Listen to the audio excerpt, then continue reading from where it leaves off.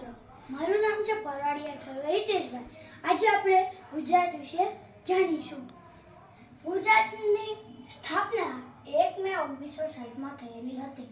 હાલમાં જ ગુજરાતનો જિલ્લો એક વધી ગયો છે. પહેલા 33 હતા, હવે 34 થઈ ગયા છે. તે છેલ્લા જિલ્લાનું નામ છે વાવ થરાદ. કુલ ગુજરાતનું ક્ષેત્રફળ 1,96,024 કિમી છે. ગુજરાતનો દરિયા કિનારો હમણાં જ વધ્યો છે.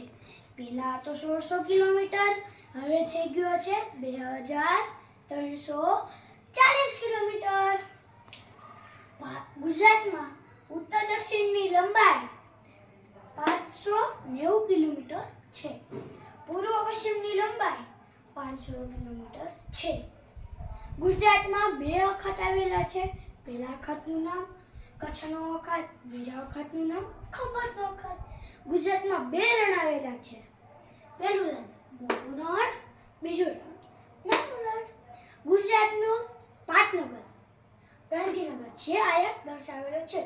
ગુજરાતની પશ્ચિમમાં જે સાગર આવેલો છે તેને અરબ સાગર કહે છે, અને ગુજરાતની વચ્ચેથી જે રેખા નીકળે છે તેને કર્કવૃત રેખા કહે છે. તે 23.5 ઉપરથી નીકળે છે અને તે 6 જિલ્લામાંથી પસાર થઈ જાય છે. તેની શોર્ટ ફોર્મ ઠીક આપણે સમજશું. કપાસ ને આગ, કપાસ મે આગ. હવે એ સમજશું.